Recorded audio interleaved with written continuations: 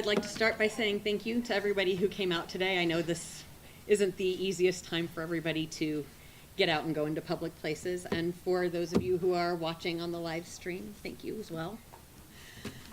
Okay. Not entirely sure why I thought I could do this. My sister and I have always said that we would run out of time before we ran out of nice things to say about our father. Simply put, he was the best. Maybe not the best golfer or the best card player, which he would fully admit, but he was the best where it counted. He was the best friend that you could have. He was generous and funny and helpful and always one to show up for someone whether they knew they needed him to or not.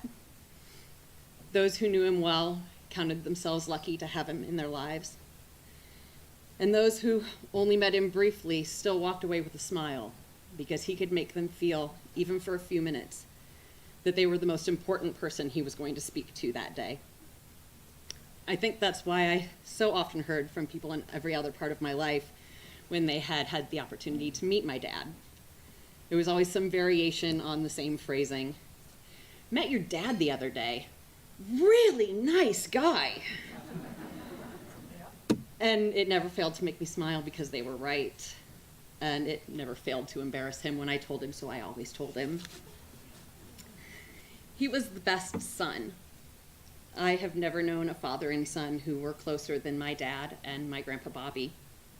With the exception of 4 years of college and a few vacations, my dad and grandpa saw each other almost every day of my father's life. Whether it was working side by side at Bell Brothers, or working on their mutual yard work, or just dropping by for a coffee and scotch, they genuinely enjoyed each other's company. And my grandpa, like my dad, was a wonderful man. He was kind and good at heart and funny and loving. And whenever someone would point out to my dad how much he reminded them of Bobby, he always thought that was the highest compliment he could be paid, to be compared to a wonderful man and a wonderful father. Because my dad was the best father I could have possibly asked for. Warm and infinitely patient, and when you have 2 teenage daughters, that is saying something pretty special. Whether he was helping us with homework that we were not interested in learning, or trying to teach us home improvements that we were interested in learning but lacked any real skill to accomplish. If he got truly frustrated, he rarely, if ever, showed it. He never yelled. He never lost his cool. We were never afraid that Dad was going to get mad. He had a more effective parenting strategy than that. We would do something that we weren't supposed to do, or not do something we were supposed to do, and we'd be sent to our room to think about what we'd done. And shortly thereafter, there'd be a soft knock on the door. He'd come in, sit down on the edge of the bed, elbows on his knees, hands clasped in front of him, and he'd just say, "Now, do you understand why we're disappointed?" And oh man, there was no worse feeling than knowing you had disappointed that man. There was no worse feeling. He knew what he was doing. Not disappointing Dad became the objective in life, and it's still the objective.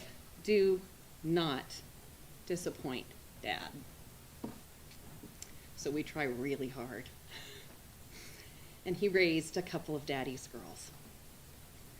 We grew up knowing that we were loved. We never parted ways from him without a hug and a kiss. And no phone call ended without an "I love you." He loved being a father, and it was so important to him that we knew that.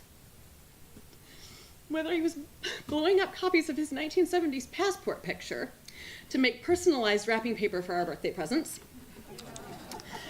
making random middle-of-the-day phone calls because he was driving to an appointment and had 5 minutes of windshield time, so he thought he'd use it wisely by hearing our voices, or sending my very favorite text message to receive, "Time for coffee?" which usually meant he was in the car and on his way, so I should probably put the coffee on. Whether they were big gestures or little everyday occurrences, he never missed the opportunity to tell us that he loved us. And that is what I will carry with me. Well, I always remember that he made us call him Worshipful Master for several years because God was far too formal for home. Yeah, I'll remember that. Will I remember that the grant is not a dance step, it's an emotion. Yes, I will remember that. And will I remember that a properly mown yard should never be mowed the same direction twice in a row. It should go once this way and then once this way to get a really nice checkerboard effect. Yeah, I'll remember that too. But mostly I will remember that I was loved. And even though he is gone, I am still loved. Because it was most important to him that we had enough love to get us through our lives. And he did a really good job of that. And I will miss him. That is what I have. I believe next we have Jennifer Vroman.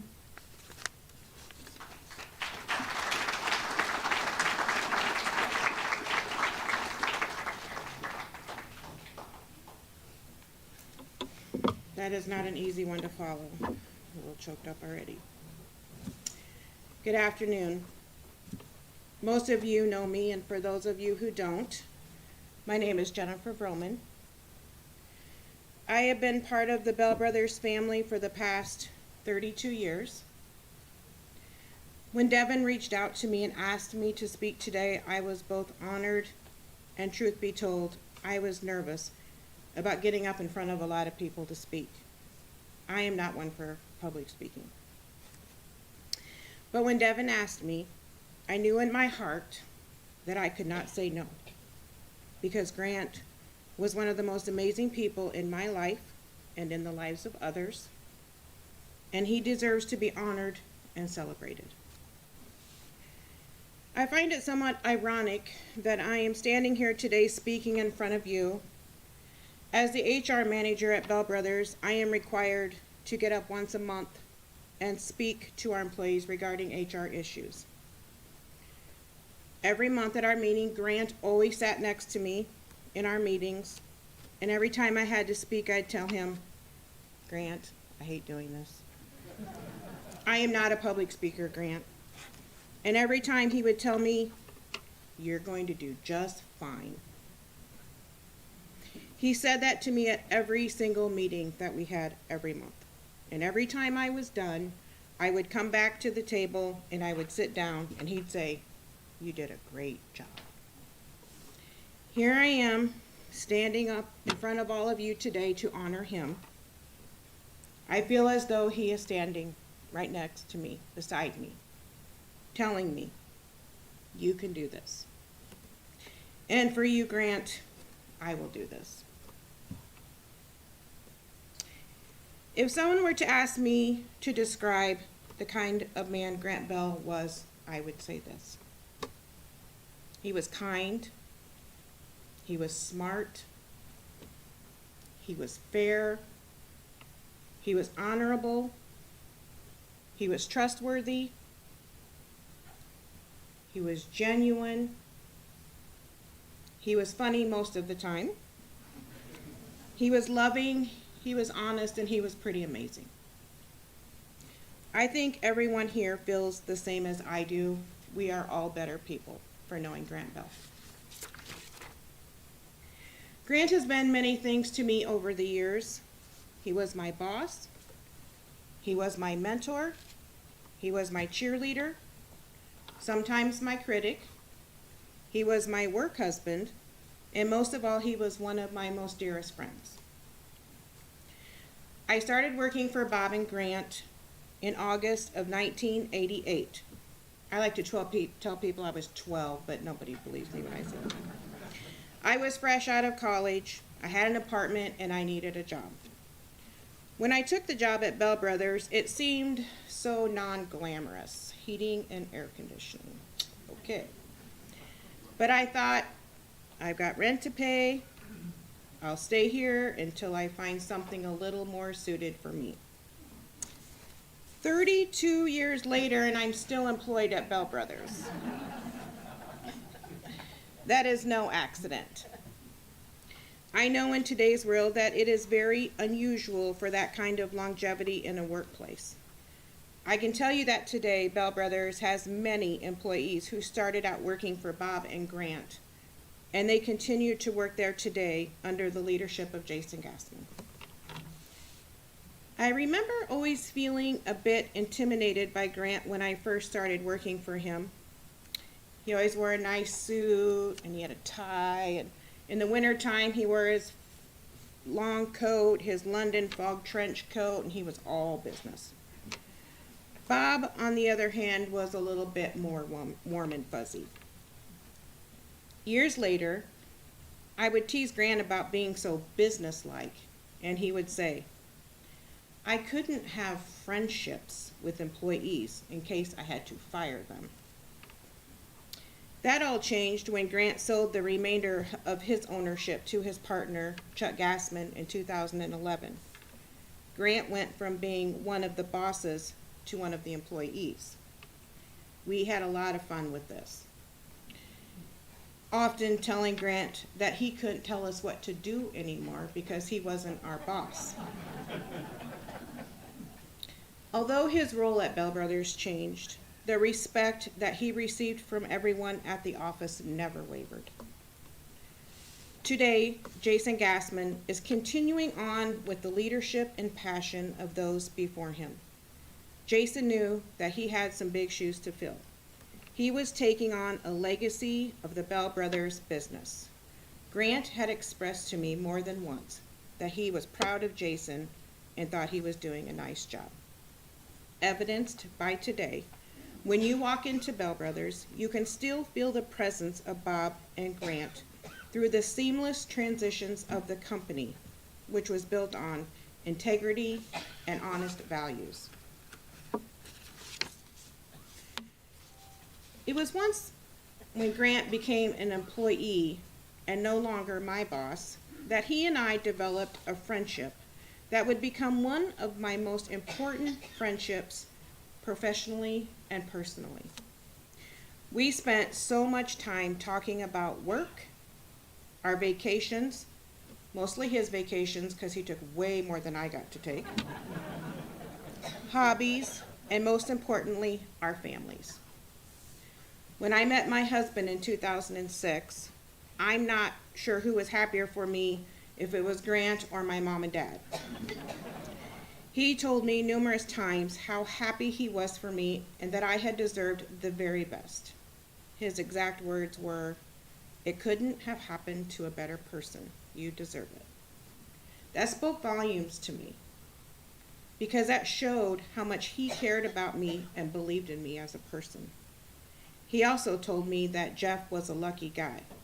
Don't forget that, honey.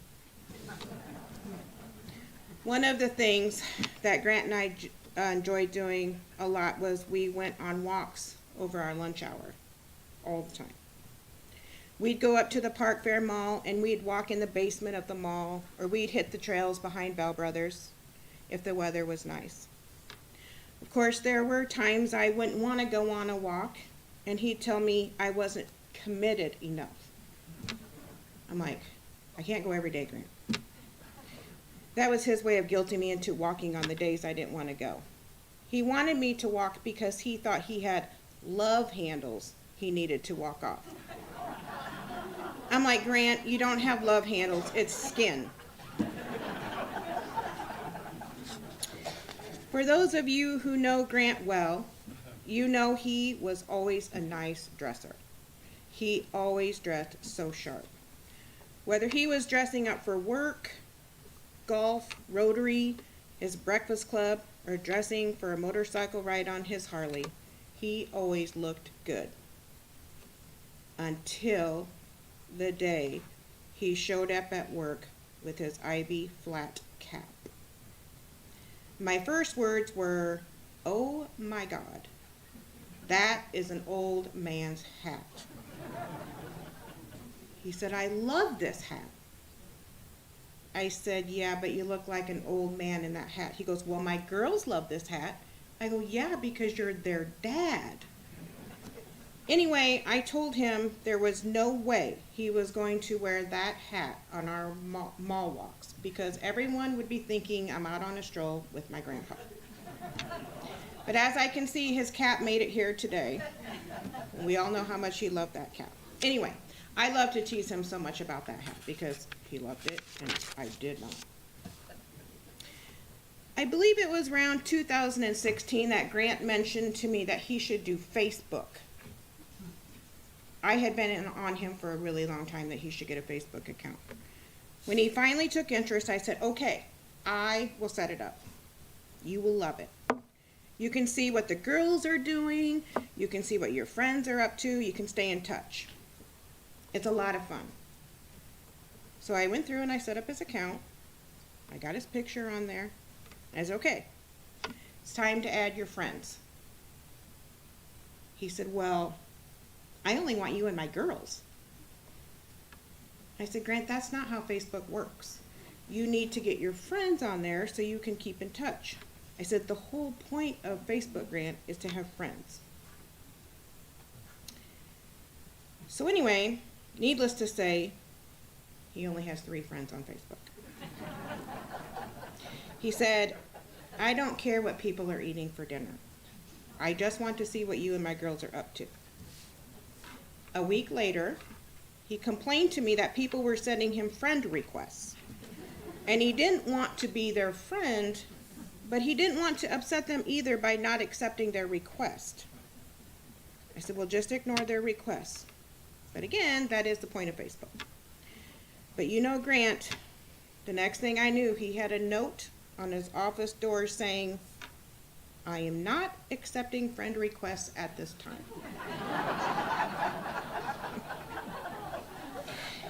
He did too, and it hung there for like a week. Another week later came. He came into my office to inform me that, well, you post a lot of recipes on Facebook. I said, that's it, I am deleting your Facebook account. Needless to say, I never deleted his account. He only ever had 3 friends, but I did make it a point to post extra recipes just for him.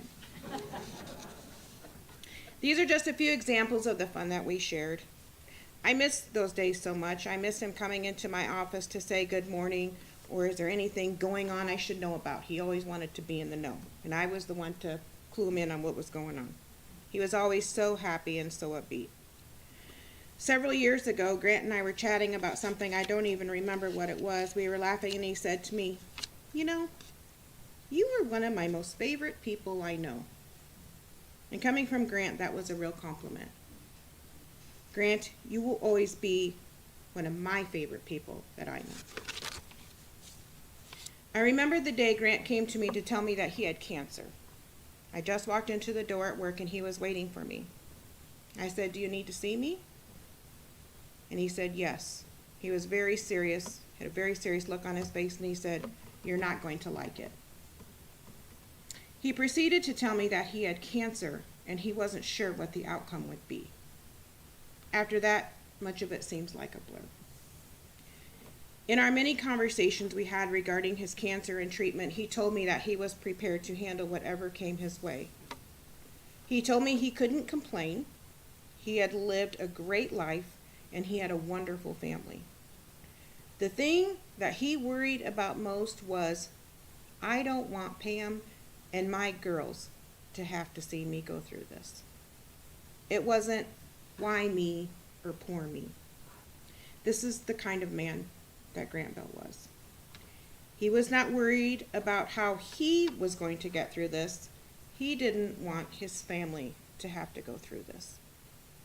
Throughout the entire battle he fought, he always remained upbeat, positive, and ready to take on the next treatment. It was amazing watching him. I never saw him down. It didn't surprise me, though. This was just the kind of person that he was. The day Janet, Grant's sister, brought him to work for a visit, I could tell he was so happy to see everyone. I truly believe that being in the company of his friends at Bell Brothers made his heart happy and lifted his spirits. As he sat in the front office, one by one, the employees all came up to give him hugs and well wishes. There is so much comfort in being with people who make you feel loved, and he certainly received all of that from his Bell Brothers family. With family being so important, the one thing that Grant loved the most was his family. We spent so much of our time talking about Pam and Courtney and Devin and Azure and Buddy, and how he loved spending time with each and every one of them. They were the light of his life. In Grant's office, for many years sat a prism. It's a prism that was used in old ships for light. I think a lot of you might know what I'm talking about. It sits on a base and it lights up when you plug it in. He told me he got that on a company trip in Boston many, many years ago. I loved it. I always remember, as long as I've been at Bell Brothers, I always remember it being in his office. About 2 months before Grant passed away, I walked into my office and he had placed it on my shelf, plugged in and lit up. Grant had gifted me his prism, something I will love as much as he did. I'm so grateful that he gave it to me. Now, when anyone walks into my office, Grant's shining light will be there for all of us to see. Thank you.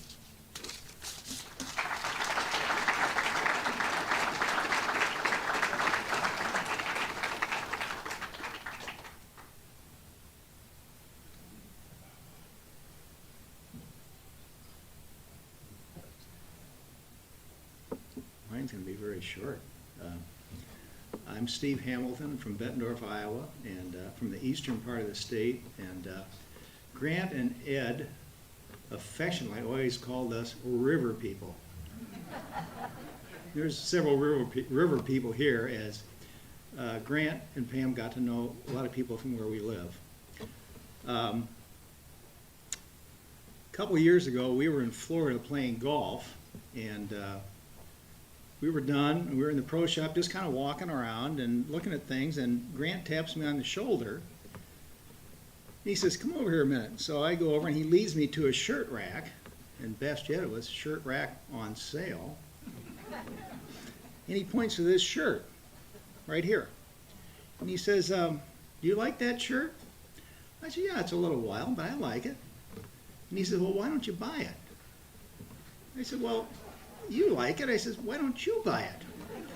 "Well," he says, "there's a problem." He says, "I wear a medium and it's a large." And he said, "I think you'd look really good at it. Why don't you buy the shirt?" Well, as you know, he was pretty persuasive, so I bought the shirt. So now a little aside, Julie and I have lived in our house for 40 years.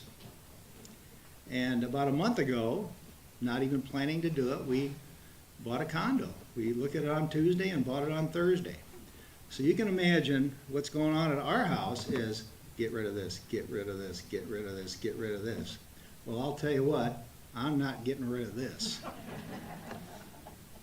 This is a very important shirt to me, and I just want you to know if you see me again at Christmas time and I'm wearing it, you know why.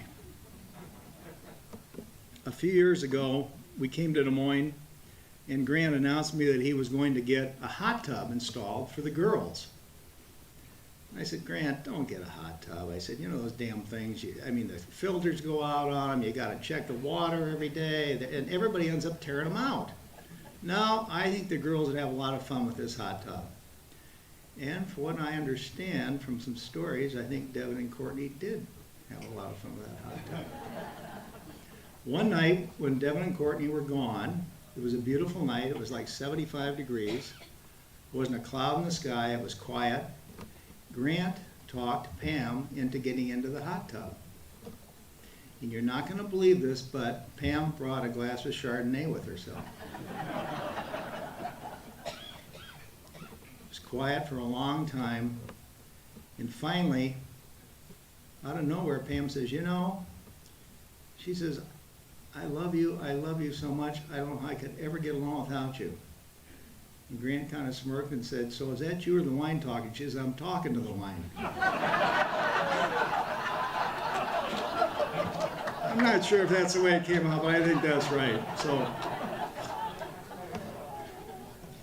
So I'm not super religious, but I believe in God and I say prayers.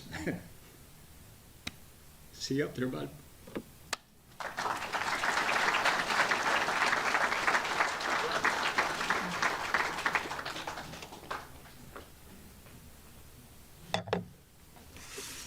Good afternoon. You know, this is a hard job to be the last and the least here, but everyone's done such a wonderful job of talking about Grant.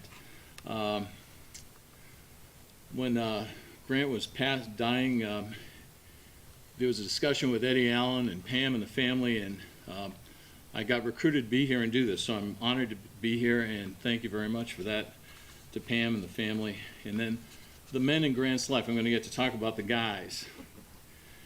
You know, I had the pleasure of being one of the golf guys, and I'll get back to that. But, you know, I first met Grant over 40 years ago. In first impressions, we already talked about it today. You know, the guy was so nice. He was so pleasant. He was such a great dresser, and he was good looking. I feel kind of weird as a guy saying that, but, I mean, he was a good looking guy. He had it all going on. I mean, that was really my first impression when I met Grant. You know, and it also never hurts to know a heating and air conditioning guy when you need that air conditioning done in July. So I really got to know Grant, and I appreciated that. But in 40 years of knowing Grant, he was a loving husband to Pam. He was a doting, proud father to Devin and Courtney, which we've heard of today. Even last year, Grant would get done with golf, and he'd say he was going to go home or to one of the girls' houses to do a project, some small, some large projects. He just did a great job. And as a dad, I know it was his way of staying in touch and saying that he really loved the kids. He was so proud that his grandson was in the same school building in kindergarten that he had gone to over 60 years ago at Clive Elementary. He talked about that all the time. And he was also a great brother to his sister Janet, and I know in the last year they had a couple of great adventures together too. It's a different story. As a businessman, Grant was connected to his community. As President Bell Brothers, which he led with integrity and confidence, and he grew under his leadership. You know, I was always envious that Grant actually got to work with his dad for over 40 years, and really, and because of Grant, they got along, and that's so rare in family businesses to see someone get along. And I know that was already mentioned, but I mean, it was really, he and Bob were such special friends. Also in the community, he was a Mason, he was a jester, he was a lifelong Rotarian in the downtown club, and he was past president of the Better Business Bureau. And he was also very active in his breakfast club, and very proud of that group too. They were, you know, so then there was the guys, Grant, all right? This Grant had a lot going on too. And that started over 60 years ago when 5 guys from his Clive neighborhood started hanging out. And they were Ed Allen, Ted Torsenson, Dr. Steve Richards, and the late John Lundberg. They all grew up together. They were thicker than thieves, and they managed to get close together often. And actually, to this day, what's left of that group is still meeting for breakfast, although it is shrinking. You know, I often wonder when I was writing this, I said, what did the teachers at Clive Elementary in Valley, did they ever know what hit them with that group? And I'm sure there's stories that we can't even tell here today. But as someone who came on the scene later, I'm in awe of this lifelong group of friends. They're all really great people, you know. And then while lives changed, Grant became a Hawkeye, and he was a loyal Hemi. You never really even talked about what a loyal Hawkeye he was. But Grant was a dyed-in-the-wool Hawkeye. He went to football games, basketball games. You know, he'd drive over for a season basketball game and, you know, get home at 2 in the morning. He was crazy. And then there was Harley Grant. So there was a picture I saw earlier. When I first met Grant, he kind of had what I call like a regular guy's haircut, combed it over and, you know, looked good. And all of a sudden, Harley Grant showed up one day, and his hair was combed straight back on. What the hell? So we know that, you know, Eddie Allen was always had his hand in whatever this was going on with Grant, but, you know, there was, you know, Harley Grant, and Grant got his Harley, and he was always upgrading his Harley, and then he was always buying new Harleys. But, in the crew of Ed Allen, Greg Roth, John Lundberg, Steve Niebuhr, and many others, they had their annual pilgrimage to Sturgis, and then they'd extend the trip to the Dakotas, Montana, Wyoming, and enjoyed our great country on their bikes. Then there was golfing Grant, and someone said, I'm glad they said it, Grant, he loved golfing, but he wasn't, not that any of our in the group is that great golfer, but anyway, he paid us more than we paid him. But, with golfing Grant, Eddie, Dave Hearn, and then a few other people over the years played together at Des Moines Golf. And, and the Hearns and the Bells would have dinner every Wednesday night after golf, and that was a very special time for the Hearns and with Pam, too. Grant just loved that. And then today, I played this morning at a regular tee time, and so Dave Hearn suggested we all hit a ball into number 12 South Lake, because that was where Grant would be 9 out of 12, 10 times. So we all did hit a ball into the lake, a provisional ball, but then Dave did hit a second ball into the lake because I think he really likes Grant. So we had a great day golfing and thought of Grant on all the way around, but especially on number 12. All right, and then I don't know if many of you know, but behind Bell Brothers is actually global headquarters. It gave Grant the chance to putter and work with his cars, motorcycles, and many other projects that he loved to fool around with. That also was the site of many pitch games weekly that happened at global headquarters, again with, I don't know, there's a theme of Eddie Allen being involved in anything going on, but Eddie, Dave Hearn, Ted Torstenson, of course, and then Tony Deckinger and Stan Harlan were regulars in that card game, and that pitch game was a regular thing, and hell, I was never even invited. So anyway, so then when Grant got the news in late December of 17, early 18 of Grant's diagnosis, it was bad, but Grant faced it the way he did so many things. He was going to enjoy his time left as much as he could. He never complained, and he really lived life to the fullest. So with that, last year, we all committed and played golf with Grant through the spring, summer, and fall of last year. We played over 50 rounds together, and Grant was there for every hole. I mean, this guy, he really kind of rallied in the summer and had a great summer, and Grant was determined to really enjoy himself. He attended many family reunions last summer, and he did that begrudgingly, but he did it, and he actually enjoyed seeing everybody, and he called it the Great Goodbye Tour, but it was not in a bad way. But Grant also was optimistic there was always going to be a tomorrow, so he bought new golf clubs. He went out and bought a new Harley and had a fabulous trip to Sturgis with the boys last year, and I think they went about, Eddie, 3,000 miles? Amazing. He found the most beautiful yellow 66 Stingray, and he bought that last summer, and he started tinkering with that and started improving that and had a lot of fun with that car. Like everything else Grant did, he made the Corvette better. Just as you said earlier, everything he touched he wanted to make better, and he had a way of doing that. Talking with family members, it seems that Grant had many adventures, big and small, this past year, and Grant made them all count. So it goes, to Grant fought his battle with cancer with dignity and determination, surrounded by his family and friends, and you all helped. He let us all enjoy the year together. He made it special for each and every one of us. And as Eddie said to Grant right at the end at hospice, he said, Grant, it's been a great run, and it was. So I'd like to propose a toast and say, here's to a great run, and thank everybody for coming today. Cheers to Grant.